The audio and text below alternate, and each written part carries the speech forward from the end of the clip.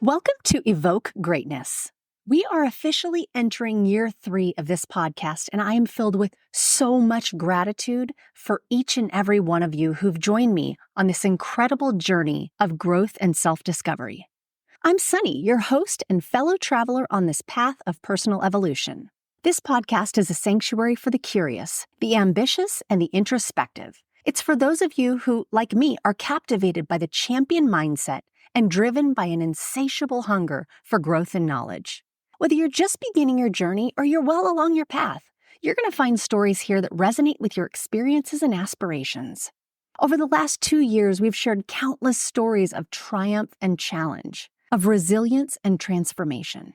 We've laughed, we've reflected, and we've grown together. And as we've evolved, so too has this podcast.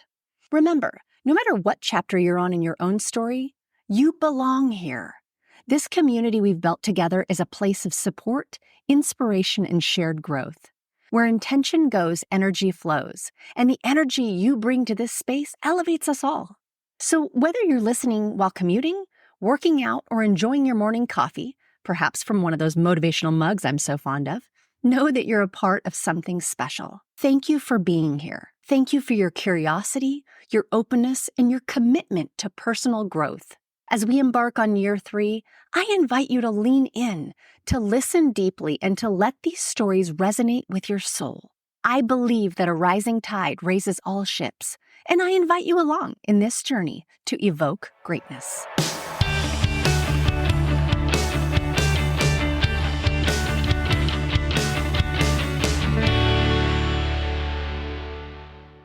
Welcome back to another episode of Evoke Greatness.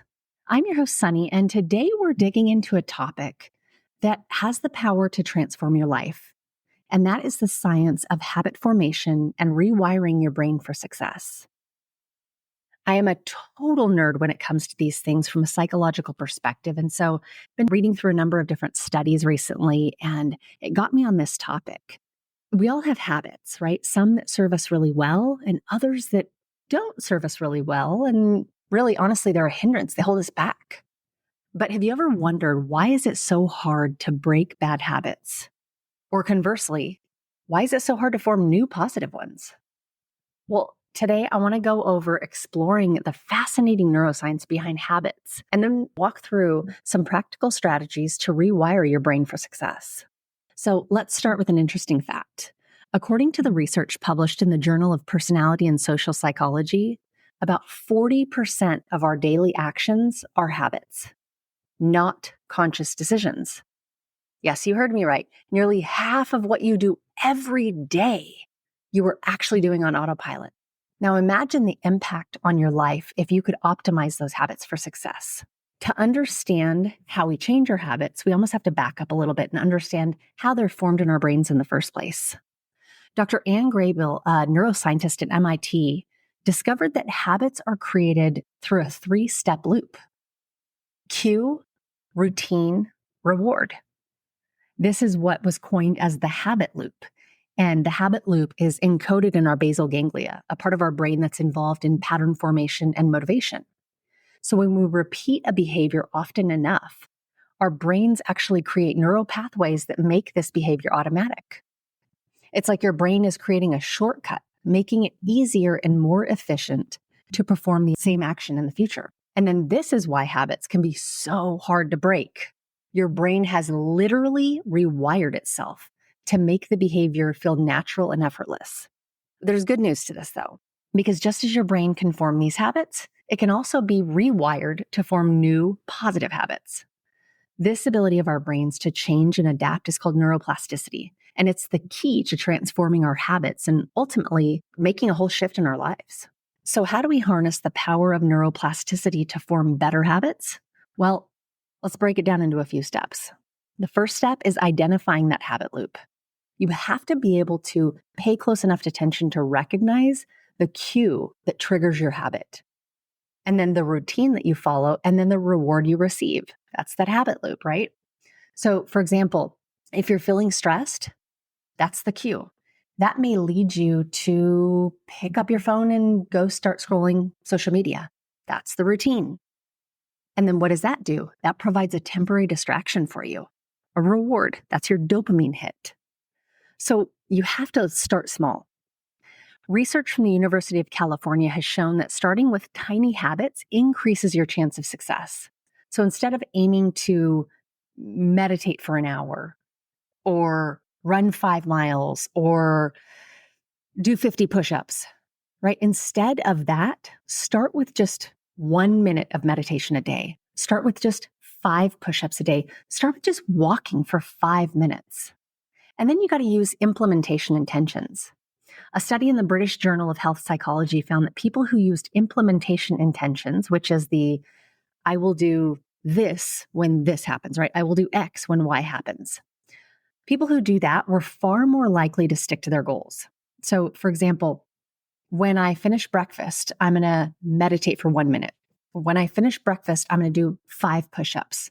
When I finish breakfast, I'm going to go for a 5-minute walk. You have to leverage your environment.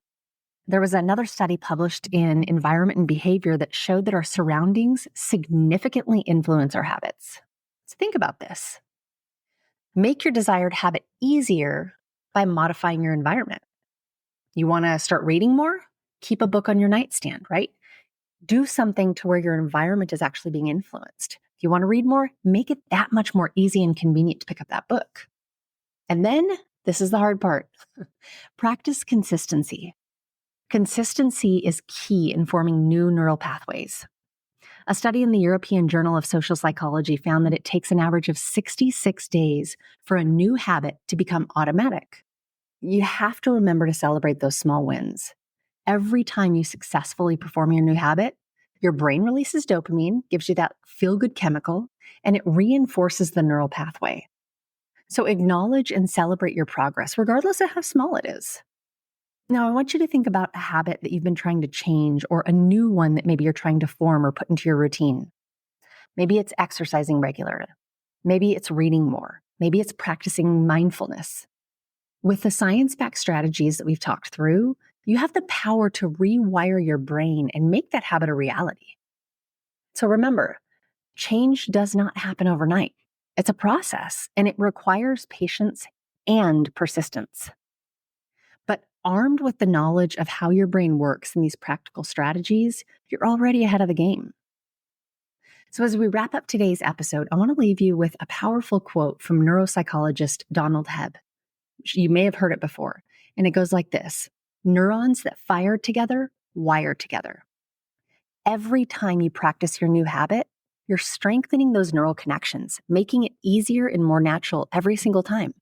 You have the ability to shape your own brain. Think about it like a highway. You are literally creating a new highway by retraining it.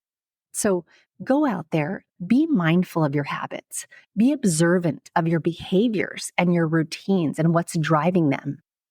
Go through that habit loop, and then start rewiring your brain for the success that you deserve. Don't forget, greatness is not just a destination. It's a habit. Thank you so much for listening and for being here on this journey with me. I hope you'll stick around. If you liked this episode, it would mean the world for me if you would rate and review the podcast or share it with someone you know may need to hear this message. I love to hear from you all and want you to know that you can leave me a voicemail directly. If you go to my website, evokegreatness.com, and go to the Contact Me tab, you'll just hit the big old orange button and record your message. I love the feedback and comments that I've been getting, so please keep them coming. I'll leave you with the wise words of author Robin Sharma. Greatness comes by doing a few small and smart things each and every day. It comes from taking little steps consistently. It comes from making a few small chips against everything in your professional and personal life that is ordinary, so that a day eventually arrives when all that's left is the extraordinary.